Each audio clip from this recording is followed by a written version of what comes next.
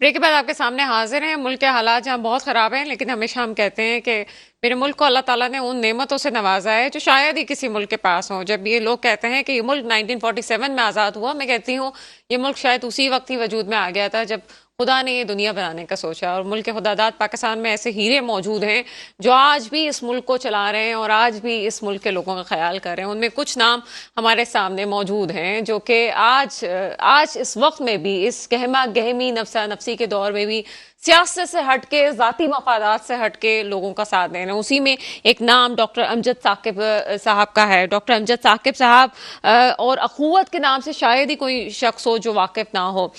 یہ واحد ایسی فاؤنڈیشن ہے جو کہ غربت کے خاتمے کے لیے کام کر رہی ہے اور اس وقت کم آمدنی والے جو طبقہ ہے ان کو سود سے پاک قرضے کی سہولت فراہم کرتی ہے۔ یہ ایک بہت بڑا انیشیٹو ہے اور صرف کہنا آسان نہیں، کر کے دکھا رہے ہیں۔ اس وقت اخوت فاؤنڈیشن کے زیر اہتمام جو کام ہو چکے ہیں اس میں اب تک 180 ملین روپے کا قرض دیا جا چکا ہے، جس سے 5.4 ملین لوگ مستفید ہو چکے ہیں۔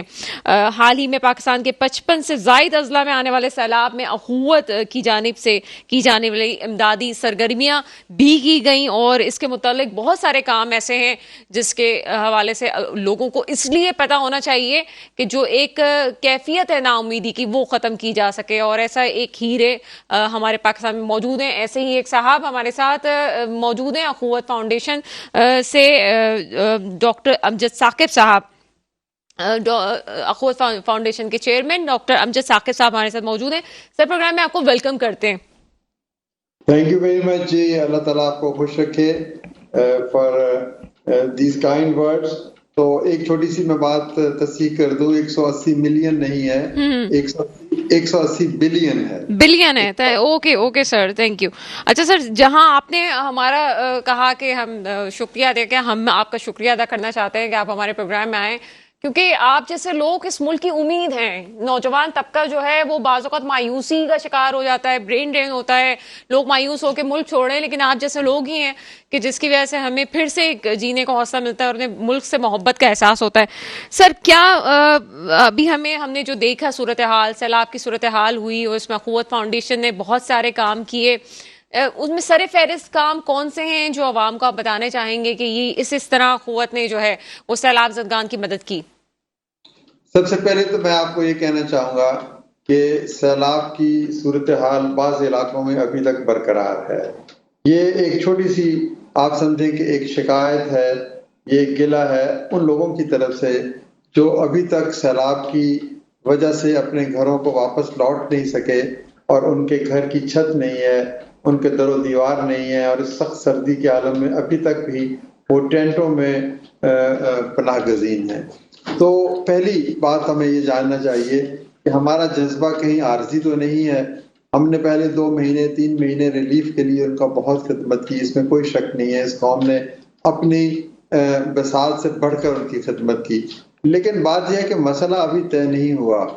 وہ لوگ ابھی بھی اپنے محفوظ گھروں میں پہنچ نہیں سکے کیونکہ جتنے گھر گرے تھے اتنے گھر بنے نہیں ہیں۔ تو پہلی بات تو یہی ہے کہ ہمیں اس احساس کو پھر سے دہرانا ہے، اس سوچ کو پھر سے زندہ کرنا ہے کہ جب تک آخری شخص، آخری گھرانہ بھی واپس اپنے گھر نہیں پہنچ جائے، ہمیں اپنے آسودہ گھروں میں بیٹھ کر خوشی منانے کا میں سمجھتا ہوں کوئی حق نہیں ہے۔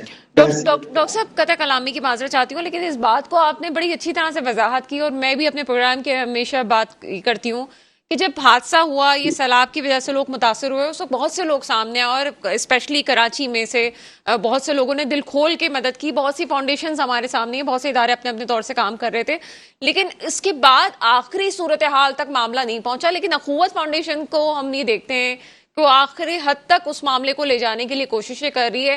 اس میں آپ کیا سمجھتے ہیں کہ مزید کتنا کام ہونا باقی ہے، اور آپ کیا توقع کرتے ہیں کہ یہ آپ سمجھتے ہیں کہ سب کچھ پاسبل ہے اور لوگ آگے بھی آ رہے ہیں اس لحاظ سے؟ جی بالکل، دیکھیں نا، ہم نے ابتدائی جو ریلیف ورک ہے اس میں کوئی 80,000 کے لگ بھگ خاندانوں کو کھانا، راشن، کپڑے، ٹینٹ، شامیانے، دوائیاں، جو بھی چیزیں تھیں وہ فراہم کی۔ اس کے بعد ہم ریلیف کے بعد ہم ریہیبلیٹیشن کی طرف شروع ہو گئے۔ ہم نے کہا کہ جب تک یہ لوگ باقاعدہ سے اپنے گھروں میں آباد نہیں ہوں گے ہم چین سے نہیں بیٹھ سکتے. تو اب تک تقریباً ہم 9,000 گھرانوں کو یا گھروں کی تعمیر کے لیے یا ان کے کاروبار کے اثر نو آغاز کے لیے یا زراعت کے لیے فائنینشیل سپورٹ فراہم کر چکے ہیں.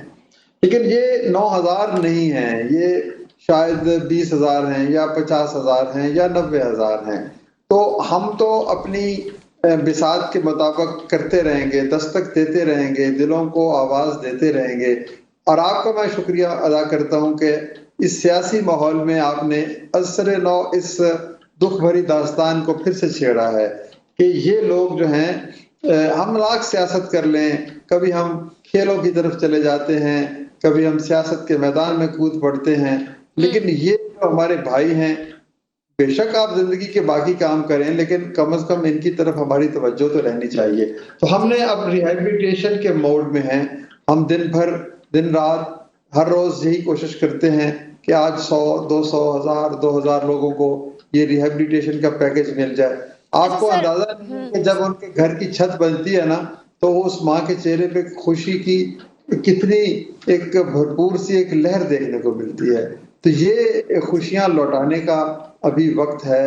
ابھی بھی ہمیں یہ سوچنا چاہیے کہ ہم کم از کم ایک گھر ہی بنا دیں. 1 لاکھ 2 لاکھ کراچی کی طرف سے بہت مدد گئی ہے ریلیف میں.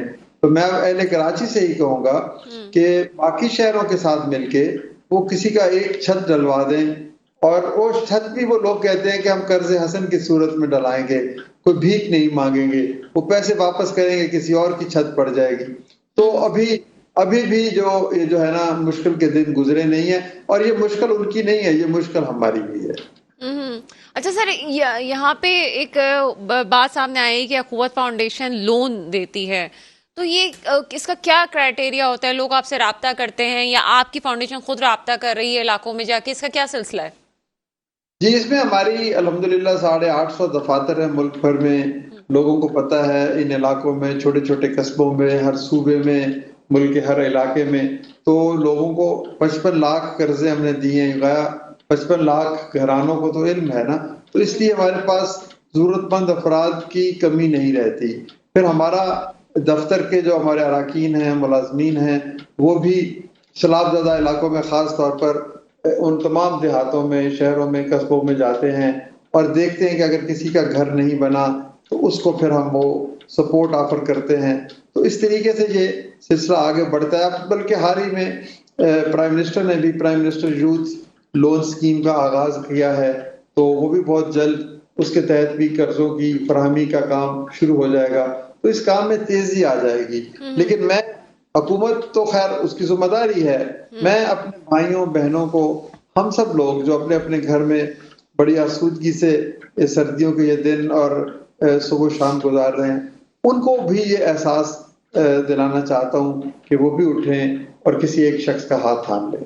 اچھا سر، آپ کو جب یہ بات ہوتی ہے کہ اخوت کام کر رہی ہے اور فاؤنڈیشن کے تحت یہ سارے کام ہو رہے ہیں، یقیناً لوگوں کا اعتماد بھی ہے آپ سے، تو آپ کو ایسا کبھی ایکسپیرینس ہوتا ہے کہ لوگ خود سے آ رہے ہیں آپ کے پاس اور بنا بتائے رقم بھی دے رہے ہیں اور کہتے ہیں بس جی کام کریں، آپ لوگوں کی فلاح کریں، اور ایسے بھی آپ کے سامنے لوگ آئے ہیں؟ جی، ایسے میں دن رات ہی تو انہی لوگوں کی وجہ سے تو زندگی کا حسن برقرار ہے ہمارے معاشرے میں. دکھا کر یعنی بتا کر دینے والے بھی ہیں اور چھپا کر دینے والے بھی ہیں. آپ یقین کیجئے ایسی ایسی کہانیاں ہیں کہ لوگوں نے اتنی قربانیاں دی ہیں اور یہ بھی کہا ہے کہ کسی کو علم نہ ہو کہ یہ ان کا اور ان کے خدا کا معاملہ ہے. میں تو آپ کو کہانیاں سناؤں اس ملک کی عظمت کی، اس قوم کی عظمت کی، اور دینے میں کتنے ہمارے لوگ آگے ہیں، تو آپ حیران رہ جائیں گے. یہ کاش کہ کوئی ان کہانیوں کو رقم کرے اور ہمارے سامنے پیش کرے. یہ جو مایوسی کی کیفیت رہتی ہے نا ہمارے ہاں، وہ دور ہو جائے گی بشرطے کہ اگر ہم ان کو بھی موقع دیں ایسی کہانیوں کو پیش کرنے کا. لیکن میں پھر بھی یہ کہوں گا کہ یہ کہانیاں بہت ہیں، لیکن ابھی اور بھی ضرورت سے ان کی دہرانے کی ضرورت ہے. میں خاص طور پر جو امیر طبقہ ہے ان سے یہ درخواست کروں گا کہ ان کے لیے یہ چھوٹی چھوٹی رقم اتنی اہمیت نہیں رکھتی، لیکن ان لوگوں کے لیے اس کی بڑی اہمیت ہے. تو خدا کی راہ میں دینے سے وہ جو مولانا روم نے کہا نا کہ میں نے اس شخص کو بہت تلاش کیا جو خدا کی راہ میں دیتا ہو اور پھر غریب ہو گیا ہو، تو مجھے تو وہ کوئی شخص نہیں ملا.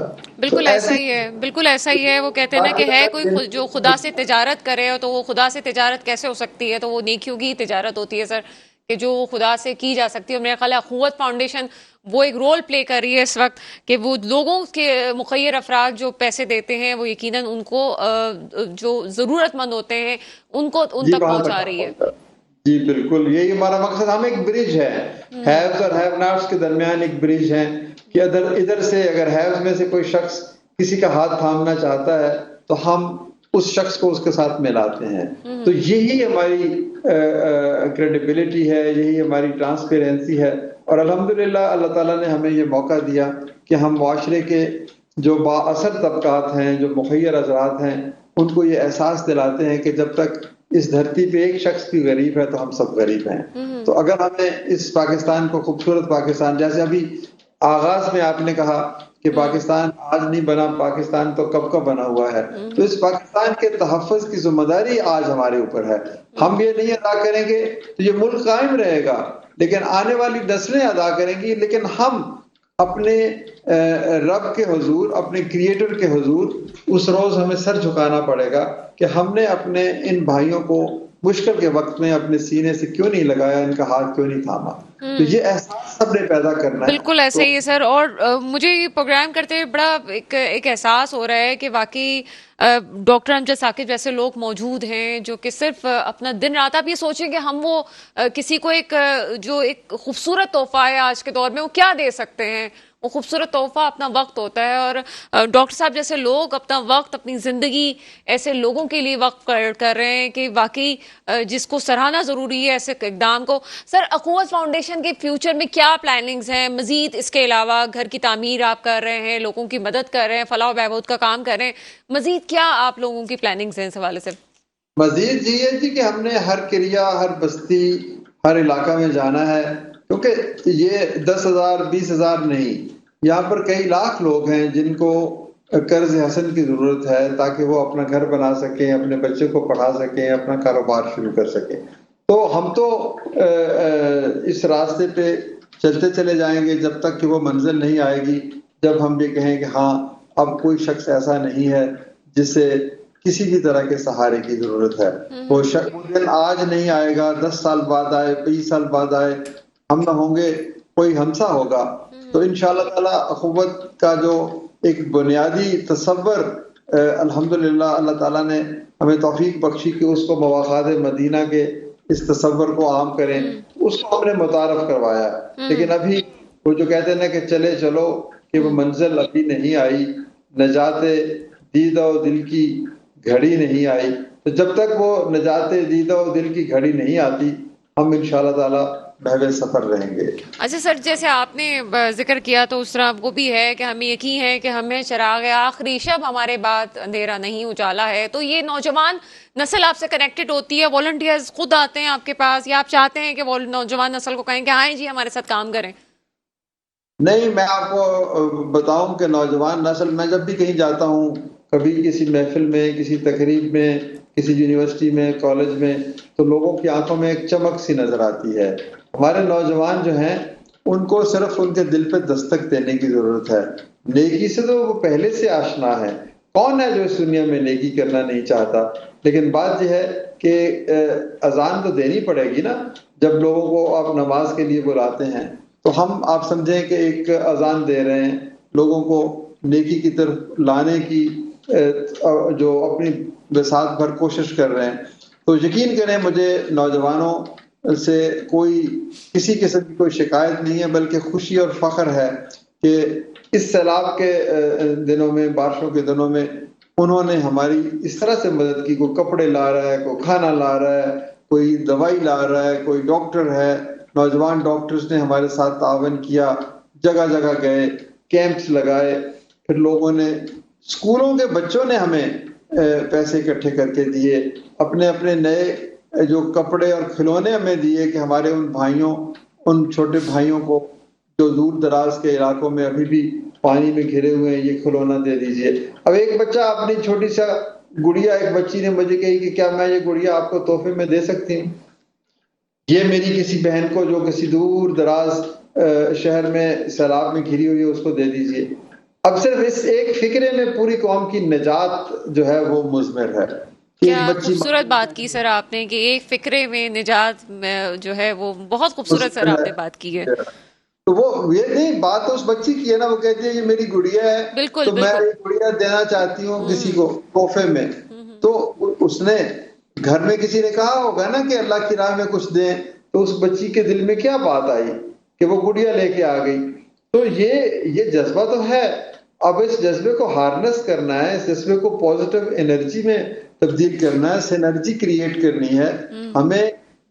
सिर्फ जिंदगी की गहमा गहमी तो बहुत है, लेकिन इस गहमा गहमी के अंदर एक ये भी तो राह निजात है ना कि हम अपने उन भाइयों के बारे में सोचें जिनके बारे में कोई नहीं सोच रहा। तो आपका ये प्रोग्राम मुझे बहुत, आपकी बात अच्छी लगी है कि आज जब ये दम तोड़ रहा है ये एहसास, लोग समझते हैं कि शायद बारिश खत्म हो गई, पानी सैलाब रुक गया और लोग घरों में चले गए। ऐसा नहीं है, ऐसा नहीं है। तो ये लोग जब तक अपने घरों में पनाह नहीं लेंगे, हम किसी आतिशदान के सामने बैठकर चाय और कॉफी पी रहे हों, तो ये को बात दिल को भाती नहीं है। तो मैं अपने पूरे पाकिस्तान के लोगों को ये कहूँगा कि एक नजर इनकी तरफ जरूर हमें देखना है। अच्छा सर, आप हमें इतनी गहरी नजर रखते हैं सब चीजों में, यकीनन आपने अपनी जिंदगी वक्फ कर दी इन सब चीजों के लिए और आपकी टीम भी माशाल्लाह काम कर रही है। सर, लोगों को क्या एक मैसेज देना चाहेंगे जो सियासी सूरत हाल में उलझे रहते हैं, सियासतदान एक दूसरे पर इल्जाम तराशियां कर रहे हैं लेकिन मुल्क पीछे जा रहा है, मुल्क की तरक्की के लिए काम नहीं हो रहा, और आप जैसे लोग जो हैं मुल्क की तरक्की के लिए अपने तौर पे इकदाम कर रहे हैं, क्या मैसेज देंगे लोगों को जो कि सियासत की वजह से एक दूसरे के दुश्मन भी हो जाते हैं और जो मुल्क की फिक्र नहीं कर रहे या उनका जहन ऐसा बना दिया गया है वो ऐसे नहीं है, क्या कहते हैं इस हवाले से सर? देखिए, सबसे पहली बात यह कि मैं खुद को इस काबिल नहीं समझता कि इन अहले सियासत को कोई पैगाम दे सकूं। ये तो खुद हमसे कहीं ज्यादा समझबूझ और फहम फरासत रखते हैं। एक मशहूर सियासतदान ने कहा था कि कभी सियासत खिदमत का नाम हुआ करती थी, अब सियासत इक़्तिदार की तलाश का नाम बन गई है। बस मैं यही बात कहूंगा, और ये मैं किसी की बात दोहरा रहा हूँ। आज वक्त है कि फिर से सियासत को हम इक़्तिदार की तलाश का नाम ना बनाएं बल्कि खिदमत का जरिया बनाएं। सियासत बुनियादी तौर पर है क्या? सियासत तब्दीली का नाम है ना, सियासत तरक्की का नाम है, सियासत मुल्क की रहनुमाई का नाम है, सियासत खुशहाली की तलाश का नाम है, सियासत मुल्क की खिदमत का नाम है, हुक्मरानी का नाम नहीं है। क्योंकि वो जो हमारे दीन में जो है ना, तो वो हुक्मरानी खिदमत का नाम है। तो जो अमीरुल मोमिनीन थे, जो हुक्मरान थे, जो बादशाह थे, वो तो लोगों के खादम होते थे। तो खिदमत ही असल सियासत है। तो अपनी जंग जो है ये इक़्तिदार की जरूर लड़ें, इसमें कोई जंग नहीं कहना चाहिए। जो जो एक सियासी एक मफादात सिलसिला है।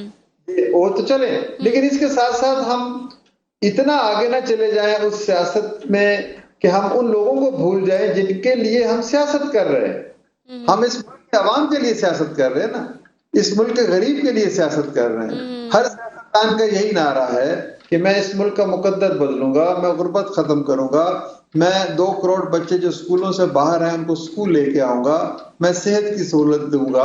वो ठीक है, दूंगा, गा का लफ्ज की बजाय अब हमें ये भी तो कहना चाहिए देना है। जो हम जो लोग इस वक्त पनाह की तलाश में सुबह शाम आवाज लगा रहे हैं, पुकार रहे हैं, आए हूं, उधर भी तो चले ना।